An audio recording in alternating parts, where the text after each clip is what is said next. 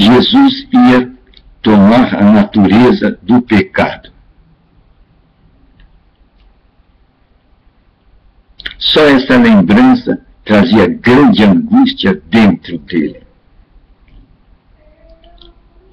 Jesus é o Santo de Deus. Durante 33 anos, ele não se contaminou com o pecado. Agora, ele repudiava a ideia do pecado. E ele ia tornar-se pecado. Essa ideia ele repudiava. Ele repudiava a ideia de tornar-se pecado. Pois sua natureza era santa. E de repente, em poucos minutos, em poucas horas, ia tornar-se uma natureza pecadora. A coisa que ele mais repudiava dentro dele ia tomar posse dele. Ele ia tornar-se pecado. Era o grande cálice que ele teria que passar. Aquela mudança de natureza. De uma natureza santa para uma natureza pecaminosa. Era o grande cálice de amargura que ele iria passar. A mudança de natureza de Jesus Cristo. Ele não podia suportar o pecado. Ele era o Santo de Deus. Mas agora ele se viu-se na condição de cumprir a missão dele. E a missão dele era trazer a liberdade para nós. Trazer a liberdade para quantos crescem no seu sacrifício e olhassem para ele na luz da esperança de por ele chegar à condição de ir sem medo à presença de Deus. E para que o homem pudesse chegar a essa posição de ir sem receio à presença de Deus, aquela natureza santa teria que absorver o cálice do pecado. Teria que tornar-se pecado. E tomar esse cálice do pecado era coisa que Jesus repudiava em sua vida. Por isso que ele orou ao Pai: se possível, Pai, passa de mim esse cálice. Passa de mim esse cálice. Ele não queria tomar essa natureza. Mudar de natureza. Daquela natureza santa, passar para uma natureza pecaminosa. Isso repudiava ele. Aquela santidade que ele tinha nele, beber aquele cálice do pecado, da natureza pecaminosa, se infectar com ela, pois ele era santo, isso lhe trazia uma grande angústia. E a angústia foi tanto em Jesus Cristo que ele fez o quê? Ele transpirou sangue dos seus poros. Tamanha angústia que ele passou. Pois ele sabia que ele tinha que tomar, absorver esse cálice. O cálice do pecado. Aquela natureza santa tornasse uma natureza pecaminosa. Então a oração dele foi: Pai, se possível, passa de mim esse cálice.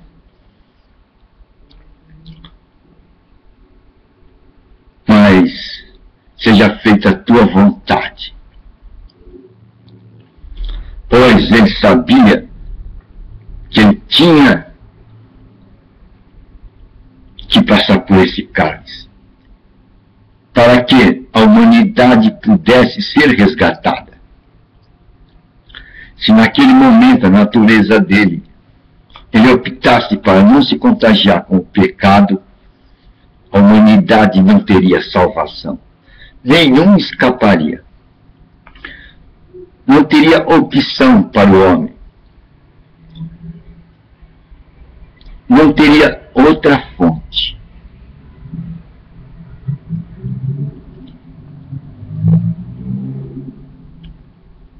Mas Jesus, vendo a consequência de beber, sorver esse cálice da natureza pecaminosa, vendo que era para o bem da humanidade, para o bem de muitos, para a salvação de muitos, para a alegria de muitos. E esses muitos serão quem? Como vamos identificar esses muitos? Que irão se beneficiar com o sacrifício de Jesus Cristo.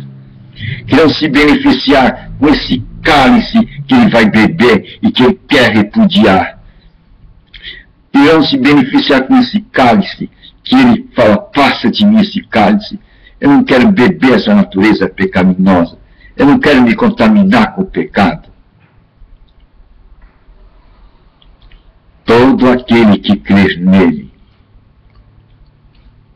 todo aquele que crê em Jesus Cristo, esses são os que vão se beneficiar com esse cálice que ele repudiou beber.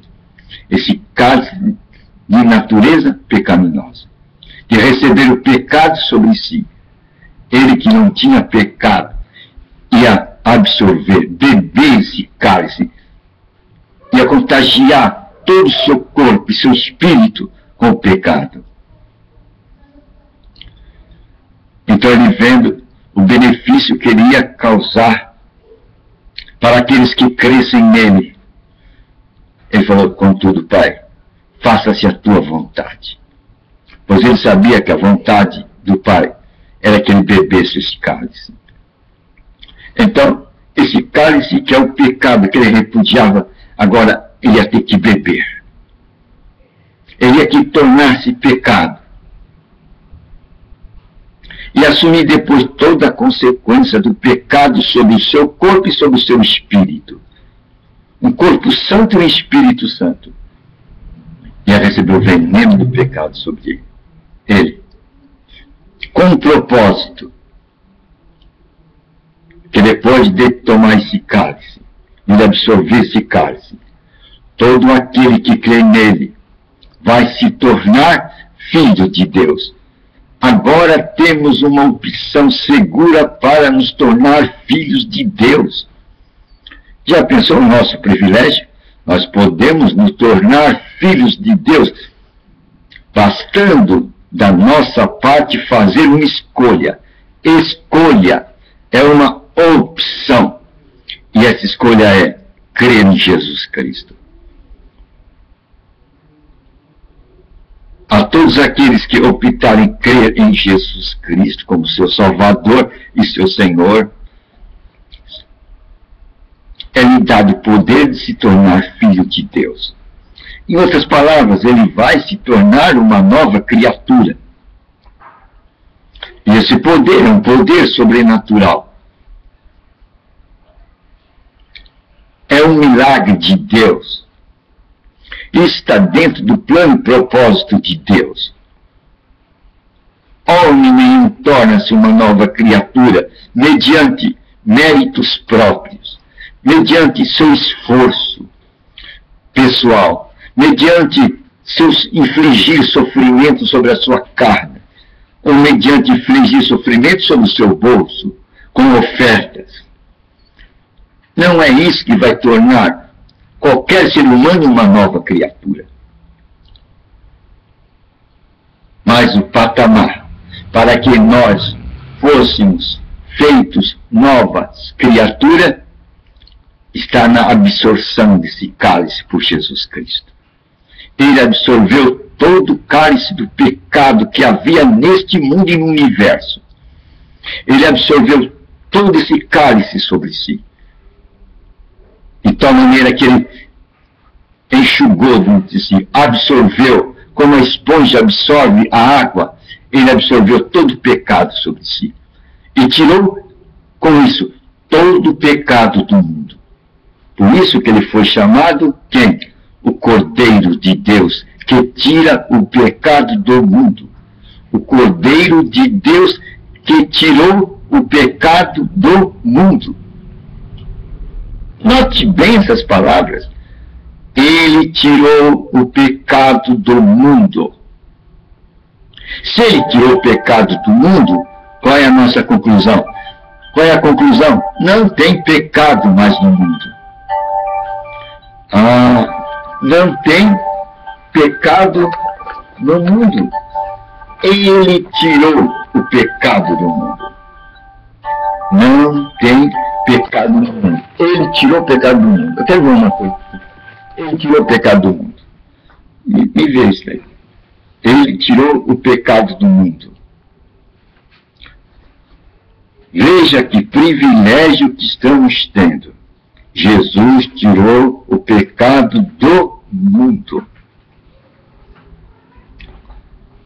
Mas somente vai beneficiar-se deste sacrifício que Jesus pagou, somente vai se beneficiar desse sacrifício.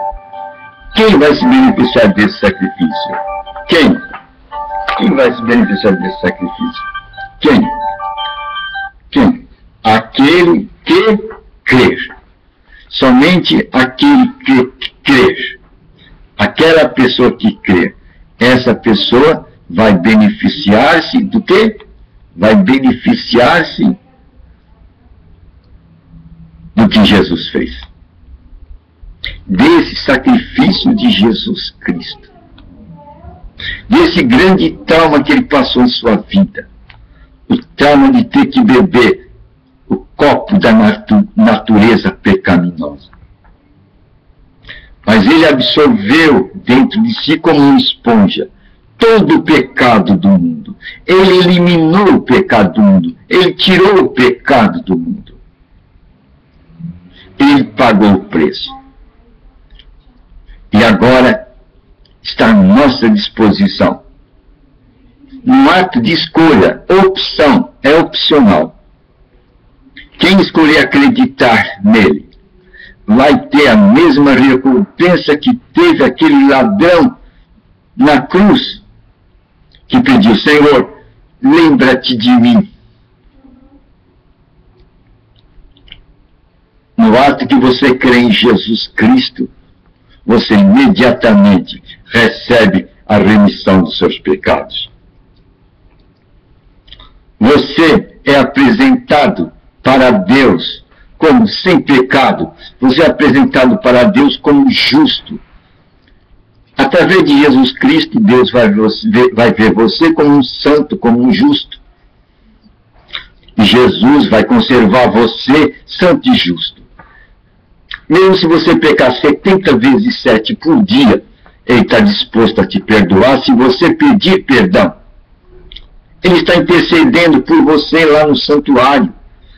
Ele está fazendo um serviço de intercessão por nós no santuário ainda hoje.